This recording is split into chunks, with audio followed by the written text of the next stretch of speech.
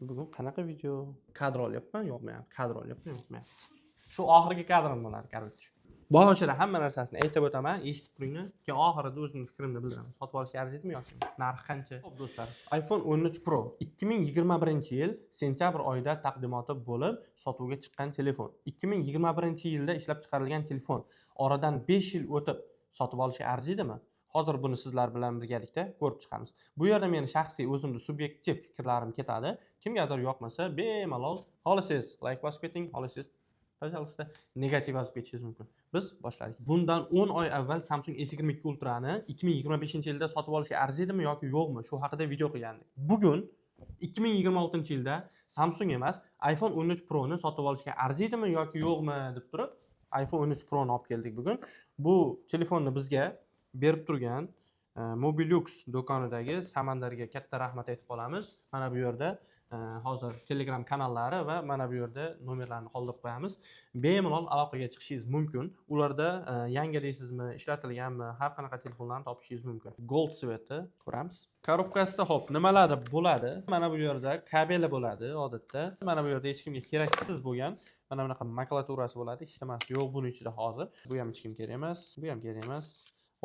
Meni eng yaxshi ko'rgan narsam iPhone 13 da. Bilmadim, hozirgi telefonlarda chiqadimi yo'qmi bilmadim, lekin mana shu telefonlarda mana bu narsasi menga yoqadi. iPhone ning logotipi, ya'ni Apple ning logotipi. Mana ko'rayotganmisiz? Mana bu yerda ham yopishtirib qo'ygan ekanman. Skripkasi chiqadi, sim karta olish uchun. Korobkani chekka qo'yib turamiz korobkani. Hop, telefonda o'ziga to'xtaladigan bo'lsak, iPhone 13 ni 4 ta seriyada ishlab chiqarishgan, ya'ni iPhone 13 seriyasi 4 xil modelda ishlab chiqarilgan. 4 ta. Hop, 4 ta bo'ladigan bo'lsa, u qanaqa? iPhone 13 mini, iPhone 13, iPhone 13 Pro va iPhone 13 Pro Max. Kimgadir minisi yoqadi, shaxsan o'zimga ham minisi yoqadi. Nimaga? Bundan ham ixcham. Masalan, bu qo'limda ko'ryapsiz, juda ixcham. iPhone 13 mini, iPhone 6, iPhone 7, iPhone SE, iPhone 8 hattoki mana shu seriyadagi modeldagi, ya'ni iPhone'lar bilan razmeri deyarli bir xil yoki undan ham kichkina bo'lishi mumkin. Lekin ixchamlik darajasi bo'yicha, ekranning kattaligi, batareykaning yetib berishi bo'yicha iPhone 6, 7, 8, SE, SE2, SE3 lardan ko'ra juda ham yaxshi yetib beradi va ekranni ham to'liq holatda, yangicha dizayn. iPhone 13 Pro ga qaytadigan bo'lsak, iPhone 13 Pro ekrani 6.1 dyum, Super Retina XDR OLED display, IPS emas. iPhone 11 da qolib ketgan do'stlar. iPhone 11 dan boshlab o'sha IPS ekran to'xtatilgan. Aytgancha iPhone X da ham, hattoki XS da ham OLED display qo'yilgan. Lekin Super Retina XDR emas. 120 Hz yangilanish tezligi, ya'ni iPhone 12 da 60 Hz turadi. iPhone 12 Pro, Pro Max, eng oxirgi Max'ida ham 60 Hz. iPhone 13 Pro lineykasidan boshlab 60 Hz dan 120 Hz ga o'tishgan. Ajoyib. Buni iPhone 12 dan jitta farqi bor ekran tomonidan. Orqa kamerasi ham jitta mana sal bo'rtibroq chiqqan, iPhone 2 da sal kichkinaroq chiqqan. Orqa tomonidan iPhone 2 dan ajratib olishingiz uchun bittagina shu fishkasi, shu kamerasi jitta kengaygan, kattalashtirilgan abodoga. Oldidan qanday ajratib olishingiz mumkin? Oldidagi mana cho'lkasi sal kichiraygan. Shu tomonidan sal ekran kattalashgan ham va mana bu yerda batareyka, bu yog'ida Wi-Fi, antenna, bu yog'ida soat ko'rinib turishi uchun yetarlicha, ya'ni sal yetarliroq bo'lgan joy qolgan. Bu yaxshi. Ekran ramkalari ham iPhone 2 ga nisbatan jitta ingichkalashgan, lekin ko'zga ko'rinar, ya'ni bilinmas, ko'rinmas deydi o'shanda. Ko'rinmas debdi. Ko'rinmas. Protsessorga keladigan bo'lsak, protsessor Apple ning A15 Bionic chipi bilan 5 nanometrli chip joylashtirilgan. 5 nanometr nimaga kerak deydigan bo'lsa, 5 nanometr bu chipning, ya'ni tranzistorning kichkinaligi. Kichkina bo'lsa yaxshi ishlamasligi mumkin deyishingiz mumkin. Yo'q. Chip qancha katta bo'ladigan bo'lsa, batareyka sarfi ham shunchalik yuqori bo'ladi, tezlik oshib qolmaydi. Naborot past bo'ladi. Hozirgi paytda 3 nanometrli chiplar joylashtirilyapti. Bu tezlik o'tishi ham, masalan, narsa ma'lumotlar o'tish tezligi ham juda yuqori bo'ladi va batareykani sarfini kamaytirib beradi. Kamerasiga to'xtaladigan bo'lsak, kamerasi uchalasi ham 12 megapikseldan. Asosiy kamerasi ham 12 megapiksel, telefoto kamerasi ham 12 megapiksel, ultra keng burchakli kamerasi ham 12 megapiksel. Mana bu yerda qora nuqta nima deyishingiz mumkin, bu lidar skaner. Lidar skaner nimaga kerak o'zi? Sizga вообще kerak emas. Bu yerda mana kichkina teshik qoldirishgan mikrofoni bor. 3x optical, mana bu kamerasi 3x optical kamera. Undan u yog'iga raqamni yaqinlashtirib beradi, sifat yo'qoladi. 15x gacha yaqinlashtirib beradi. Hop, video yozish sifati qanaqa deyishingiz mumkin? Video yozish sifati oldi kamerasi ham, orqa kamerasi ham 4K 60 fps da videoga tushirib beradi. Bu anav Samsungdagi 200 megapiksellardaqa emas u, no lekin sizga 12 megapiksel mana shundoq yetib beradi. Nimaga? Agar Instagramga video yuklaydigan bo'lsangiz, iOS sistemasi Instagram bilan kelishuvi bor. Masalan, optimizatsiyasini hisobiga 1080 30 yoki 60 fps da yozib video yuklashingiz mumkin. Sifat mana shunday. Birinchi bo'lib Apple iPhone 13 seriyasida Cinematic Mode qo'shdi, ya'ni kino effekt. Buni kamerasi yaxshilandi iPhone 2 dan. Hozir даже 2026-yil, 2025-yil chiqqan Redmi telefonlarida ham 200 megapiksel deb og'zini ko'pirtirib gapiradi. Videoga kiradigan bo'lsangiz 4K 30 fps yoki bo'lmasam 1080 60 fps. Bu yerda kameraning megapiksellari rol o'ynamaydi. Hattoki Samsung S25 Ultra bilan iPhone 15 Pro Max ning kamerasini men solishtirib ko'rdim. Hozirgi videomiz ham iPhone 15 Pro Max da HD, ya'ni 1080 da 30 fps videoga tushirilyapti. Agar men bundan oldingi Samsung S22 Ultra ni 2025-yilda sotib olishga arziydimi degan video roligimizda Samsung S23 Ultra da videoga olganman. Videoning sifatini ko'rishingiz mumkin, ja u darajada bir qoniqarli chiqmagan. Lekin 15 Pro Max ni S25 Ultra bilan solishtirib ko'rdik. 8 ga 30 fps ham 1 tiyin, 4 ga 60 ham 1 tiyin. Masalan, siz video yozyapsiz, uni ranglarini qandaydir oqartirib tashlaydi, bo'yab tashlaydi, ranglarni o'zidan qo'shib tashlaydi. To'g'ri, sun'iy intellekt bu yerda yaxshi ishlashligi mumkin, lekin videoning sifati qanday olinsa, xuddi shunday qolishi kerak. iPhone buni uddalagan. iPhone qanday videoga olsa, shunda masalan siz videoga olyapsiz, rangda hech qanaqa sveta korreksiya qilib tashlamaydi. Prosta videoni olasiz, ko'rasiz, maza qilasiz. Yana nimalar o'zgardi? Bo'ldi, hech narsasi po faktu hech qanaqasiga o'zgarmagan. Masalan, odamga yoqadigan bitta shu 120 Hz yangilanish tezligi shunda qo'shilgan. 13 Pro ni batareykasiga to'xtaladigan bo'lsak, batareykasi 3095 mAh. iPhone 13 Pro ga 3095 mAh batareyka qo'ygani uyalmaysizlarmi? 3095 mAh sizga agar mabodo realni o'zini ko'tarilmagan, ya'ni kompyuterga solib, buni yo'mkisini ko'tarib qo'yishmagan bo'lsa, original o'zini 85-90 oralig'idagi yo'mkislisini topolsangiz agar topolmasangiz 80 yoki 78 yo'mkislilarni ham olib batareykasini usilinni qo'yib turib, bemalol 1 kun ishlatishingiz mumkin. Usilinni qo'ysangiz. Agar o'zida bo'ladigan bo'lsa, 6 soat yoki 8 soatga yetib beradi. Masalan, ertalab 8 da ko'chaga chiqib ketadigan bo'lsangiz, kechki payt 5-6 larda qaytib kelganingizda bu sizga nimada ishlatishingizga qarab turib yetib beradi bemalol. Ekranni, batareykani, kamerani aytib o'tdik. Endi buni korpusiga keladigan bo'lsak, korpus chekkalari metallический, orqasi keramik, ya'ni inglizlar ceramic shield deydi. Agar to'g'ri talaffuz qilgan bo'lsam, shunaqa keramika bilan qoplangan, oldi ham keramika bilan qoplangan. Bu masalan tushib ketadigan bo'lsa yoki kalitlar bilan cho'ntagingizga soladigan bo'lsangiz, bu sizga hech qanaqasiga shilinib ketmasligini ta'minlaydi. Ko'pchilik mana kamerasi bor-ku, ko'pchilik mana kamerasiga zashta yopishtirib oladi, chizilib ketmasin. O'zi bu kamerasining ustidagi zashta safirdan qilingan, hech qanaqasiga shilinib, chizilib ketmaydi. Hattoki buni tushirib yuborgan taqdiringizda ham, orqasi sinib ketganda ham kamerani mana oynaklari sinib ketish ehtimoli 50 ga 50. Masalan, orqasi parcha-parcha bo'lib ketdi, kamerasi butun qolishi mumkin. Agar kamerasi bilan tushmagan bo'lsa. Kamerasi bilan tushgan taqdirda ham sinmagan holatlarni ko'rganmiz. Bu yerda radyom, lighting faqat iPhone'larda bor bunaqa lighting connector. iPhone 15 seriyasigacha lightingdan foydalanib kelishgan. Bunda dual stereo speakerlar joylashtirilgan, ya'ni video ko'rayotgan paytingizda bu sizga qanaqadir boshqacha ощущение beradi monoga qaraganda. Xo'p, buni xotirasiga keladigan bo'lsak, tezkor xotirasi faqatgina 6 GB ni tashkil etadi. Doimiy xotirasi 128, 256, 512 va 1 TB xotiraga ega iPhone 13 Pro larni topishingiz mumkin bozorda. Buni hozirgi paytda O'zbekistonga ko'p kirib kelayotgan modeli 128 GB versiyalari kirib kelyapti. Nimaga? Chunki u arzon va ko'proq sotadi. 128 GB yetadimi? Yo'q. Menimcha oddiy, shunchaki telefondan alo ishlataman va o'zimda hayotim uchun kerak bo'ladigan rasmni olaman deydigan odam uchun bemalol yetadi. Lekin 256 GB-lisini yoki da bo'lmasa 512 GB-lisini sotib olishingizni tavsiya qilamiz. Shaxsan meni qo'limdagi 512 GB versiyasi. Bu juda ham zo'r. Masalan, kontent oladigan, Instagramga kontent oluvchi insonlar uchun mana shunday 512 GB yetadi. Agar 1 TB sunamoqchi bo'lsangiz, 1 TB endi menimcha topolmasangiz kerak-ku, lekin agar topsangiz yaxshi narxga bemalol oling. iPhone 13 Pro qanaqa ranglarda ishlab chiqarilgan? degan savolga mana bu qo'limda turgan zолотистый sveti va mana bu yerda hozir ranglarini qo'yib qo'yamiz. iPhone 3 modellarini Graphite Gray, Terra Blue, mana bu yerda ko'rishingiz mumkin. Oq, mana bunaqa zолотистый svet. Va 2022-yilda bahorda 6 oy o'tib iPhone 13 seriyasini Alpine Green rangida ishlab chiqarishni boshladi va iPhone 13 Pro Max'larda bu juda ham hadavoy rang bo'lib ketdi. Odamlar hattoki goldga yopishmasdan Alpine Green yashil rangiga o'tib ketishdi. Bu uni qaysidir ma'noda iPhone 13 seriyasini sotuvlarini yana qaytadan oshirishga yordam berdi.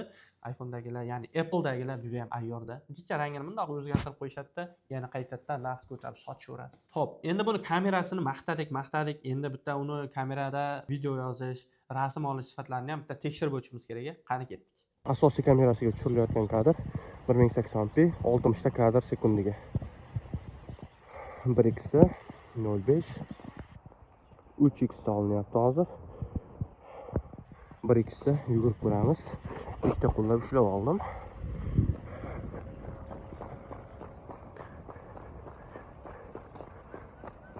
Hop, hozir mana 1x da yugurib ko'rdik.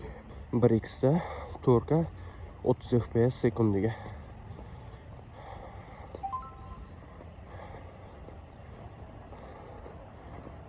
Ranglarda qanaqa ajratyapti, qanaqa yo'q, baho berib ketasiz. 4K 60 ta kadr sekundiga yozyapti hozir. Ranglarni ajratish qanday? To'g'risi, hozir meni qo'limdagi iPhone 3 Pro ni ekraniga tonirovka zashda stiklo urilganligi hisobiga menda ranglar aniq ko'rsatmayapti. Montaj jarayonida ko'ramiz. 4K doimgidek 60 fps da 0.5 kadr yo'q ekan. 3x bor. 3x ham asosiy kameraga o'tmayapti. Nega? Chunki 4K 60 fps da yozmas ekan. Crop versiyasi bu hozir. Ya'ni asosiy kamerani 3x ga yaqinlashtirib qo'yapti raqamni. Demak, 4K 60 fps da video yozayotgan paytingizda 3x optik kameraga o'tmas ekan. 4K 30 fps da hozir iPhone 13 Pro kamerasini stabilizatsiyasini tekshirib ko'ramiz. Hop, qani ketdik. Oddiy yurgan holatda 1x. Bu esa yugurgan holatda. Bu oddiy yurgan holatda. Ovoz sifati, mana men gapiryapman hozir. Ovoz sifati qanday? Buni ham baholab ketishingiz mumkin. Quyoshni botishiga bir qaranglar. Hozir men 1x da turgan holatida ovoz yozyapman, ya'ni videoga olib ovozini ham bir yo'la tekshirib ketyapmiz. Videoda 9x gacha raqamni yaqinlashtirib berishi bor mana.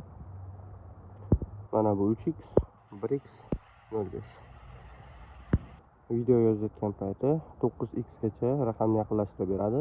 Mana bu iPhone 13 Pro ni oldi kamerasiga yozilayotgan kadr 4K 60 fps. Hop, orqani yuvib berish qanaqa?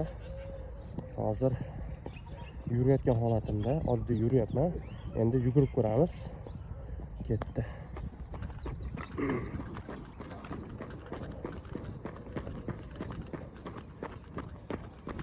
Mana bu hozir yugurib ko'rgandagi video.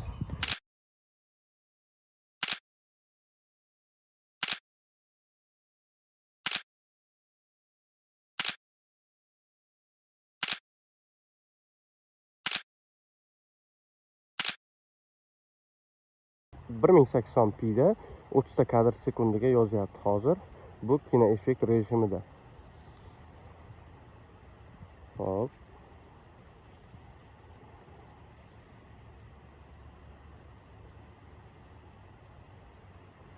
Asosiy kadrga kelgan payti orqani yuvib beryapti. Becha qochganda kadrdan chiqqan payti kadrlar almashinuvi, ya'ni orqani yuvib berish blur rejimi qay darajada ishlayapti, buni ham baholab ketishingiz mumkin.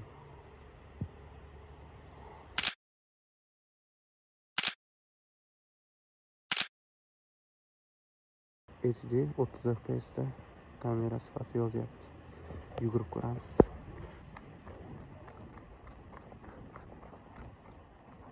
Kordlaring stabilizatsiya qay darajada? 0.5 ga olib o'tib ko'ramiz.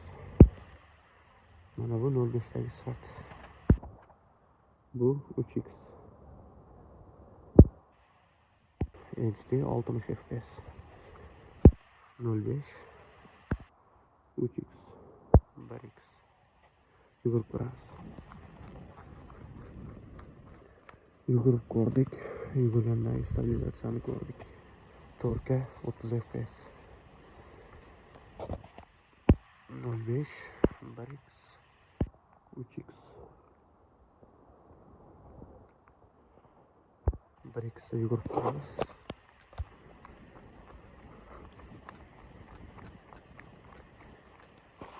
Yugurib ko'rdik 1x da. Yorug'lik yaxshiroq joyga. Mana bu 3x. Mana bu 4K 60 fps da tushirilayotgan kadr iPhone 13 Pro kamerasiga. Ovoz sifatini ham bir yo'la tekshirib o'tamiz. Past ovozda gapiryapman ataylab, endi kechqurun soat hozir 10 ta kam, salkam 5 ta kam 10 bo'lyapti ekan. Uxlayotganlarni bez taqmaslik uchun. 0.5 kadr yo'q ekan. 4K 60 fps da 0.5 kadrga tushirmas ekan. Faqat 3x ga tushira olar ekan. 1x 0.5 yo'q. Bu yomon. iPhone 13 Pro ni oldi kamerasiga tushirilyapti. 4K 30 fps. Hop, hozir to'g'ridan to'g'ri yuzimga yorug'lik tushyapti. 4K 30 fps. HD 30 fps. Yorug'lik juda zo'r emas. Hop, yorug'lik sal bor joyga chiqyapti mana. Videoni sifatini o'zlaring ko'rib baho berishlaring mumkin. HD 30 fps.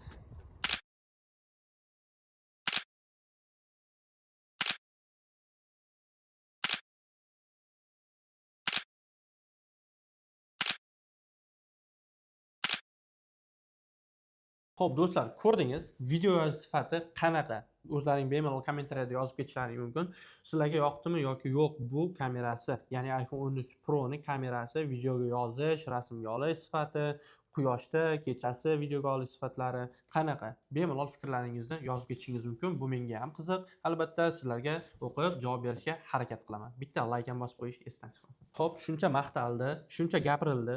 Endi bu telefonni 2026-yilda sotib olishga arziydimi? Meni shaxsiy fikrim arziydi. Masalan, $600 ga xuddi mana shu oldi ko'rinishida bilan iPhone 16e olgandan $600-650 ga mana shu telefonni sotib olishingizni tavsiya qilaman. 2026-yilda buni hozirgi bahorgi mavsumdagi narxi bozorda $350-400 ni tashkil etadi. Bu pulga вообще shokolad narx.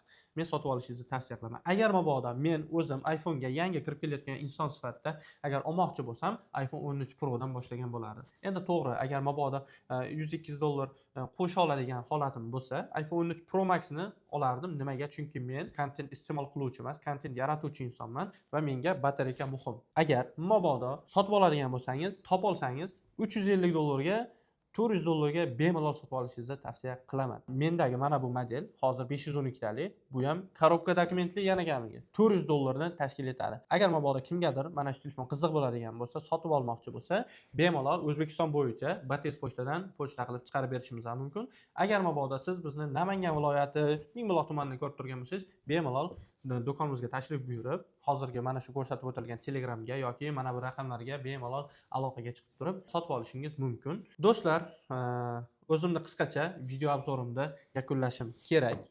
Sizlarga ham ko'p vaqtlaringni olish niyatim yo'q. Sizlar bilan xudo xolasa keyingi videoyimiz iPhone 14 Pro haqida bo'ladi. Agar mabodo kimgadir iPhone 14 Pro ni obzor qilishimiz qiziq bo'ladigan bo'lsa, bemalol opisaniyada yozib ketishingiz mumkin. Keyingi safar ko'rishguncha salomat bo'ling.